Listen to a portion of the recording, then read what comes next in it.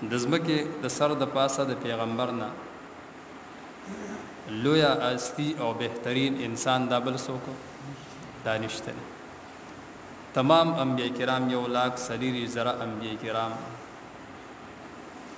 دا لوی هسته وي، خو بیا محمد مصطفی صلی الله علیه وسلم ته الله جل شانه په تمام انبیاء کرام باندې فضیلت دا ورکړل. اول ځکه حدیث پاک کې راځي چې تمام انبیاء کرام باندې در هغه پورې جنت ته داخلي دل حرام دي چې نبی کریم صلی الله علیه وسلم درسو جنت ته نه داخل شي. او دغه رنګ د نبی کریم صلی الله علیه وسلم امت بم د ټولنه اول دا جنت ته داخليږي. خو بیا چې کله پیغمبر بلکې تمام انبیاء کرام راوالي چې کله خپل امت د الله جل شانه دین طرف ترابلل دي نو خپل امت په اعتراضات کړی دي. سو خدا سے خلکو چې هغه ایمان راوړل، خو لیکن ډیر خلک داسې چې هغه په خپل انبیاء کرامو باندې اعتراضات کړی، سوالات، اعتراضات، پروپاګاندا داسې زونه به کول.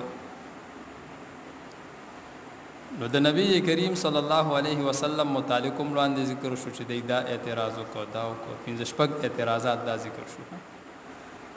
د نبی علیہ الصلوۃ والسلام متعلق کله به د لیوانتوب نسبت نبی علیہ الصلوۃ والسلام ته کو، کله به د سحر کو چې دا پیغمبر نعوذ بالله ساحر دی، جادوګر دی، او کله به شاعر دی، او کله به دا وی چې دا پیغمبر سره بیانې نو ځان نه جوړ کړی. نو دلته د آیات کې نبی رسول الله تعالی الله تسلی ذکر کی، ثم صدقناهم الوعد. تمام انبیاء کرامو سره الله جل شانه وعده د نصرت کړي وه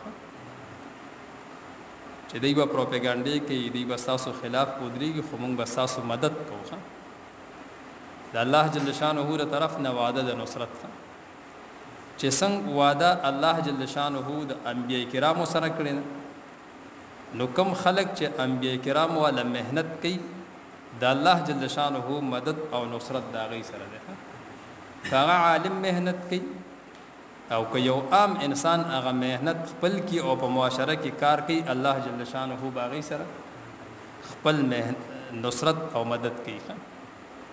غي سره بد الله جل شانه مدد دا شامل حال به حیثیت مسلمان چې مسلمان وی مؤمن وی او د دین مهنت کې الله جل شانه بردی مدد کوي. خو لیکن رکاوټونه برازي منځ کې اعتراضات برازي، خبرې اترې برازي، رکاوټونه برازي، او چې هغه رکاوټونو باندې د ځان نه غرض کو ځان ورته ټینګ الله جل شانه برده مدد کوي. نو الله تعالی دلته نبی علیہ الصلوۃ والسلام ته تسلی ذکر کړه. ترغیب ال القرآن، قرآن مجید طرف ته ترغیب دی. یو ترغیب یو ترهیب، دو سيزونه قرآن مجید کې ځای په ځای ذکر کی. یو ترغیب، ترغیب دی ته وای چې دا کار وکا الله وتا ته دا فائدې درکې، دا انعامات درکې. او ترهیب دی ته وای چې ځان د دې ګناهونو نه بچ کګنی الله وس درکې، سزا درکې بیا دنیا او آخرت. نو دې ځای ترغیب دی قرآن مجید ته. قرآن مجید دا عظیم الشان کتاب دی. ګوره چې څومره د یو پیغمبر معجزات ډیر وینو دومره امت هم ډیری، او څومره چې د یو پیغمبر معجزات دائمی همیشه وي او تر ډیر وخت پورې وینو امت ته ډیر. د تمام انبیاء کرام معجزات د هغې د وفات سره ختم شو. څومره انبیاء کرام چې نو د هغې د وفات سره هغه معجزات هم ختم شو. موسی علیه السلام ته الله ګڼ معجزات ورکړي، خو چې وفات شنو هغه معجزات هم دای سره.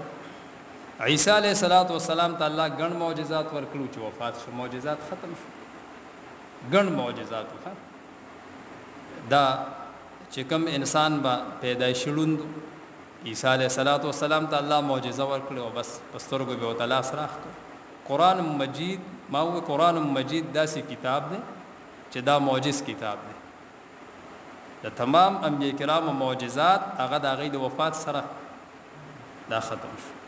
خود نبی کریم صلی الله علیه وسلم معجزه چې قرآن مجید دی دا به تر ورځې قیامت دی چې د کم پیغمبر معجزه څومره ډیر وخت پورې دومره به امت هم ډیر وي